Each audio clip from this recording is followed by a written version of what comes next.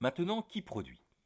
Il y a trois grands types d'agents économiques producteurs. Alors vous allez voir, c'est un petit peu plus long, mais c'est pas très compliqué. Il y a les entreprises, avec d'un côté les entreprises privées, qui sont les plus nombreuses, hein. Les entreprises privées qui produisent ou vendent des biens ou des services dans le but de réaliser des bénéfices, c'est-à-dire de gagner de l'argent, sinon elles font faillite. Les entreprises produisent donc des biens et des services marchands. Pour les entreprises françaises, on a Total, Carrefour, le Crédit Agricole, il y en a bien d'autres, hein. C'était par exemple pour des exemples connus. Ces grandes entreprises appartiennent à des actionnaires, c'est-à-dire une multitude souvent de personnes qui possèdent des petites parts de l'entreprise. On a aussi le garage Gérard, qui appartient à Gérard. Et de l'autre côté, il y a les entreprises publiques, dont l'État est le propriétaire principal, et dont le but est d'assurer des missions d'intérêt général, la fourniture du courrier avec la poste, le transport ferroviaire avec la SNCF, etc. Les entreprises sont de tailles différentes. Par exemple, il y a en France, en 2018, 287 grandes entreprises, c'est-à-dire qu'elles ont au moins 5000 salariés. Et à l'opposé, il y a à peu près 3,7 millions de micro-entreprises qui ont moins de 10 salariés. Entre les deux, on trouve les ETI, les établissements de taille intermédiaire, et les PME, les petites et moyennes entreprises.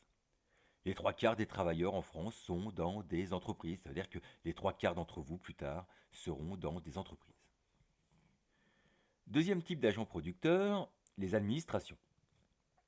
Les administrations sont les organisations chargées de gérer les affaires publiques. Elles produisent donc des services non marchands, ce qu'on appelait des productions non marchandes, ce qui signifie que leur but est de rendre un service d'intérêt général qui coûte plus cher qu'il ne rapporte, surtout quand il est gratuit évidemment. Et donc les administrations se financent essentiellement sur ce qu'on appelle les prélèvements obligatoires, c'est-à-dire les impôts, les taxes, les cotisations sociales. On distingue les administrations publiques d'État, le ministère de l'Éducation, celui de la Défense, celui des Finances, de l'Intérieur, il y en a plein d'autres.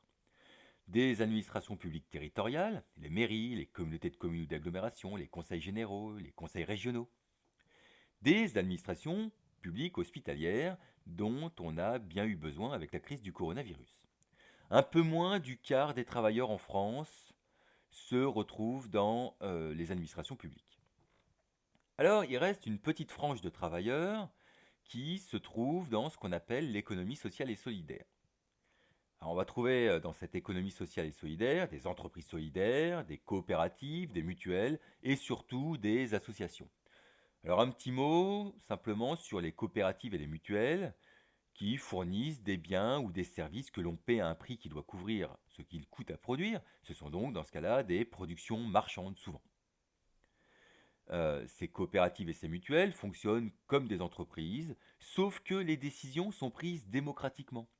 Un membre d'une coopérative égale une voix.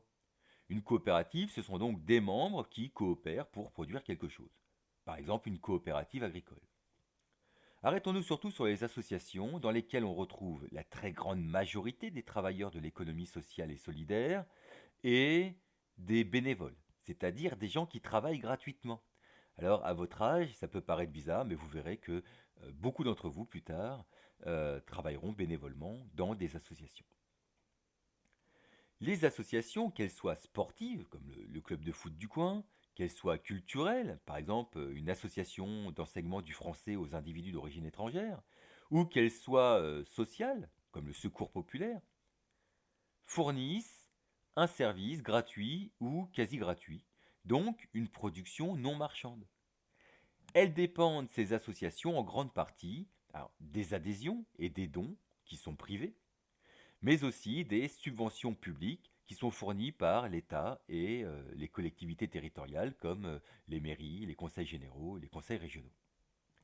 Alors au final, ce qu'il faut comprendre, c'est qu'une même production peut être fournie par ces trois types d'organisations productives, hein, c'est-à-dire les entreprises, les administrations et les associations, mais avec des objectifs différents et des modes de financement différents.